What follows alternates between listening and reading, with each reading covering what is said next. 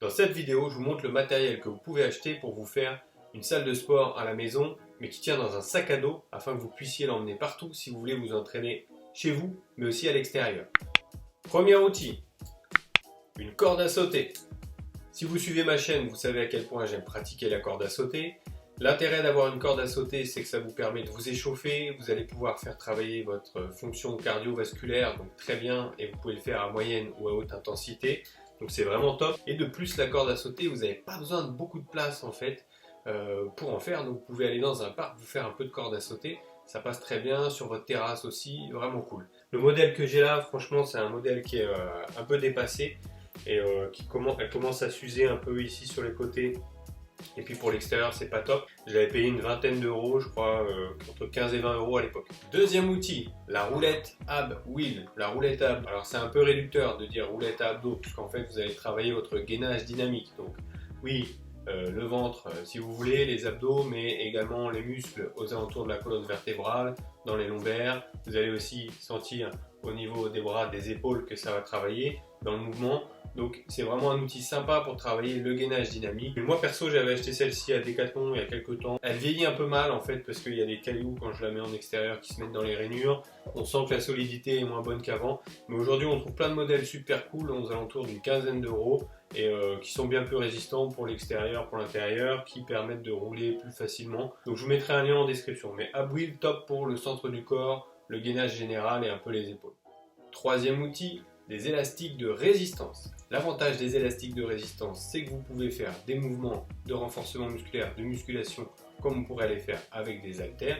Mais là, cette fois-ci, dans le sac à dos, les élastiques ne prennent pas de place ni de poids. Vous trouvez différents types d'élastiques. En fait, la résistance de l'élastique est exprimée en kilos et plus l'élastique est résistant, plus son tarif est élevé. Vous pouvez donc prendre 2-3 élastiques différents dans votre sac à dos pour travailler différents mouvements sur tout le corps. Par exemple, un élastique avec une résistance plus faible pour les mouvements de bras et avec des résistances plus élevées pour les mouvements de squat ou de tirage. Vous pouvez trouver des élastiques un peu partout, il y en a chez Action, à Decathlon, sur Amazon il y a une large palette de choix et vous avez aussi des marques de compléments alimentaires qui font leur gamme d'élastiques et même des youtubeurs.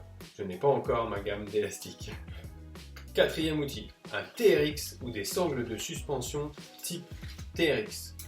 L'avantage du TRX, c'est que vous allez pouvoir travailler en renforcement musculaire tous les muscles du corps, les jambes, le centre du corps, le dos, l'avant, les bras, bref, c'est vraiment top. Et on peut également travailler les étirements, ça c'est cool. Le TRX, vous pouvez l'accrocher à votre porte, à votre fenêtre, ou bien à l'extérieur sur un tronc d'arbre ou même un poteau ou autre dans la rue ou dans un parc. Ça fait 1 kg à peine et ça tient dans un sac à dos facilement. Le TRX, vous le trouvez aux alentours pour la entrée de gamme entre 90, 100, 120 euros, donc c'est un tarif un peu élevé mais c'est une super qualité. L'avantage du TRX, c'est que vous avez une garantie, un numéro de série sur votre TRX avec des exos supplémentaires que vous avez grâce à une application. Et en plus, vous avez une durabilité qui est quand même exceptionnelle. Moi, le mien, je l'ai depuis plusieurs années. Après, je comprends qu'on n'ait pas forcément envie de mettre ce tarif dedans. Donc, vous avez des modèles de sangles. Par exemple, le modèle de Decathlon à 20 euros, qui est beaucoup plus abordable. Ou sur Amazon, vous pouvez trouver des modèles d'autres marques qui sont même encore de meilleure qualité que le modèle Decathlon, surtout pour aller en extérieur et l'utiliser régulièrement. Ça, c'est important. Aux alentours d'une quarantaine d'euros. Voilà donc pour le matériel afin de s'entraîner chez soi pour se faire une petite salle de sport qui tient dans un sac à dos. À cela, vous pouvez également ajouter éventuellement un tapis de sol quand vous êtes à la maison. On peut également ajouter des petites poignées par exemple pour faire les pompes pour les personnes qui ont mal lorsque le poignet se casse un peu ou qui veulent aller chercher un peu plus loin en intensité. Personnellement, j'ai préféré mettre les élastiques en avant pour leur côté versatile et utile dans plus de mouvements. Dites-moi d'ailleurs en commentaire ce que vous utilisez vous comme matériel pour vous entraîner à la maison. Et puis si vous voulez que je fasse des séances d'entraînement avec le matériel que j'ai décrit là pour vous montrer un peu comment je m'entraîne à côté de temps en temps, et bien dites-le moi également en commentaire. Maintenant, il est temps d'aller s'entraîner. Si vous voulez faire des entraînements, n'hésitez pas à regarder mes autres vidéos et je vous dis à bientôt pour la prochaine vidéo. Salut!